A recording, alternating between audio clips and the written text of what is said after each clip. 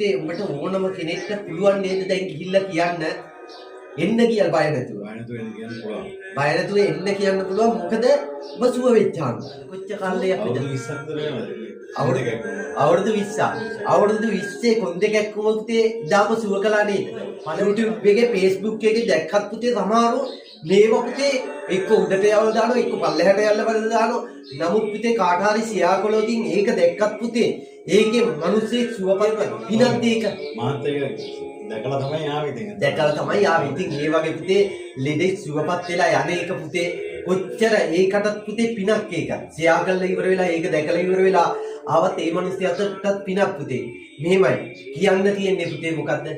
කියන්නේ ඉතින් බය නැතුව මෙතනට ඇවිල්ලා ලෙඩ සනීප කරගෙන යන්න කියලා. සල්ලි ඇතත් නැතත් පුතේ මෙතනින් ලෙඩේ සුවපත් වෙනවා. අනිත් හැමතැනම ඉතින් සල්ලි තමයි ඉස්සර වෙන්නේ. සල්ලි මෙතන එහෙම නෑ නේද? ඒකත් එහෙමයි පුතේ. සමහරත් තැන් වලට ගියාට පස්සේ එක එකකටනේ වෙදකම් කරන්නේ. මං එහෙමද? සරුවාංගේම ලෙඩ ටික ඒ මොහොතේම සුවපත් කරන්නේ. කොහේ ඉඳන්ද ආවේ පුතේ? නම මොකද්ද පුතේ? සාමාන්‍ය ශාන්ත රාජපක්ෂ. ඇඹිලි පිටියේ ඉඳන් කොච්චර දුරක් ඉඳගෙන එන්නේ පුතේ? පෙර කරපු පිනද? ඒක තමයි පළවෙනි දේ පුතේ. ඇත්තටම විද්දු ගාවට ඔයන තරම් ගියා නේද? ගියාට මොකද?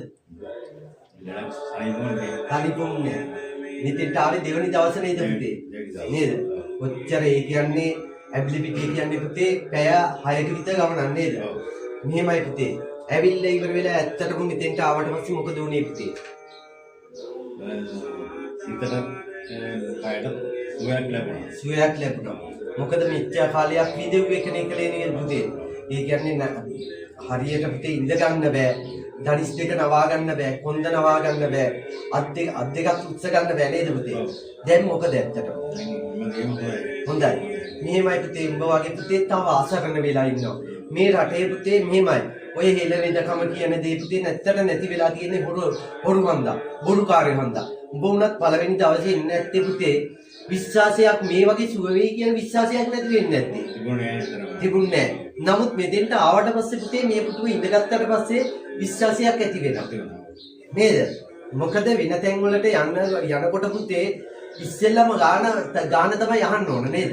සල්ලි නම් ගොඩාක් වේදම් වුණා. සල්ලි වියදම් වෙන්නේ පුතේ. මොකද සල්ලි නැතුව යන්න බයයි නේද පුතේ? නමුත් මෙතන එහෙමද? මෙතන එහෙම නෑ. මෙතන සල්ලි ඉල්ලුවද මම මේ? මට ඕන පුතේ උඹලා වගේ අසරණ උඹලා තාම තරුණ ජීවිතනේ පුතේ. උඹලා වගේ යුන් පුතේ විඳවන්න ඕනේ නැහැ. විඳින්න ඕන. තේරුණාද? පෙර ආත්ම වල කරපු කර්ම. නමුත් පුතේ මට පුළුවන් විඳින්න හදලා දෙන්න උඹලා. තේරුණාද? ඒ කර්මෙන් මිදවලා ඉවර වෙලා විඳින්න හදලා දෙන්න. මට පුතේ ඒක සල්ලි වලට ගන්න බෑ උඹේ. තේරුණාද?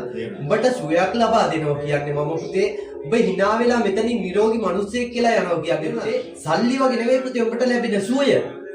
ඒක අපිට කවදාවත් සල්ලි වලට ගන්න බෑ පුතේ.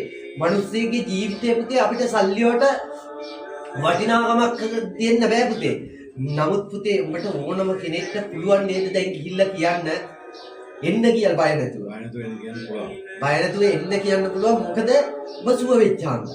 සුව වුණ නැත්නම් පුතේ එන්න කියන්න පුළුවන් නෑ. බෑනේ. බේනම් පළවෙනි දවසේ වෙනවා ඊට පස්සේ පැත්තේවත් එනවද? එන්නේ නෑ. සුවයක් ලැබිච්ච හන්දනේ පුතේ ආවේ. මට ඒක ඊළඟ පළවෙනි සතියේ ආවට පස්සේ ටිකක් සුවයක් තිබුණා නිසා තමයි දෙවෙනි සතියේ ආවේ. දෙවෙනි සතියේ ආවේ. නමුත් පුතේ කොච්චර විදකම් කළාද? කොච්චර කාලයක් විද? අවුරුදු 20ක්. අවුරුදු 20 කොන්දේ කැක්කුම පුතේ දාප සුව කළා නේද? පළවෙනි දවසේ. තෙල් දිනක්වත් යාන්න නැතුව, බොන්න මොනවත් දෙන්නේ නැතුව, මොනවත්ම නැතුව පුතේ අත තියලා හොඳ කලේ නැද්ද? මේක බොරුවක් කියලා කාටවත් කියන්න පුළුවන්ද පුතේ? ඒක සත්‍යයක්. මෙහෙමයි. මිනිස්සු පුතේ මට ගහනවා. ඇත්තම පුතේ මෙහෙමයි. අපි පුතේ හොඳ දේවල් කරනකොට මිනිස්සු මට පෙරෙල්ල කරනවා. මොකද පුතේ උන් කැමති නෑ බලන් ඉන්න. ඒව කරනවා. නමුත් පුතේ නරක දෙයක් කරනකොට ඒවට ඉන්නව පිට වෙනවා. හොඳ දෙයක් කරනකොට පුතේ සමහරු පිට වෙන්න කැමති නෑ. මොකද හේතුව මිනිස්සෙක් නිරෝගීව තියන්නවත් කැමති නෑ බං අද කාලේ. මිනිස්සු ඒ තරම් කුහකයි. නමුත් පුතේ මෙතෙන්ට එන්න මිනිස්සෙක් සුවපත් වෙලා යන්නේ. ඒක මට බලයක් දීලා තියෙනවා මහා රාවණ දිව්‍ය රාජුත් කන්නසේ සත්‍යයක් දීලා තියෙනවා පුතේ. උඹලා වගේ අසරණ වෙලා ඉන්න මිනිස්සෙක් සුවපත් වෙලා යවන්න. මං ඒක හන්දා පුතේ මට ඕන පුතේ ලෙඩෙක් සුවපත් කරන්න. අහිංසක අසරණ වෙලා ඉන්න ලෙඩෙක් පුතේ සුවපත් කියලා යනවා ඊට වැඩිය පිනක් නැහැනේ පුතේ. මේ ආත්මේ ගන්න පුළුවන් පුතේ මම ඔය පින් හැම පිනක්ම පුතේ මං රාවණාදිවි රාජ උත්තමහන්සේට පුතේ මං පූජා කරන්නේ. මතු බුදුවන්න පෙරම් පුරන රාවණාදිවි රාජ උත්තමහන්සේට මේ පින් හේතු වාසනාව වේවා කියලා. මොකද මට බලයක් දීලා තියෙන පුතේ එතුමා. තේරුණාද? එතුමා හෙළ වෙදකම පුතේ මුළු ලෝකෙට පෙන්නපු හෙළ වෙදකම මට දීලා තියෙනවා. අත තියලා ලෙඩේ සුවපත් කියලා යවපන් කියලා. ඉතින් ඒක හන්දා පුතේ මම මේ මිනිස්සු සුවපත් කරන්නේ. මිනිස්සු පුතේ මේ වගේ ඇත්තටම YouTube එකේ Facebook එකේ දැක්කත් පුතේ සමහරව මේව පුතේ එක්ක උඩට යවලා දානවා එක්ක පල්ලෙහාට යල්ලා බලලා දානවා. නමුත් පුතේ කාට හරි ෂෙයා කළොතින් ඒක දැක්කත් පුතේ ඒකේ මිනිස්සෙක් සුවපත් වෙනවා නේද? පිනක් ඒක.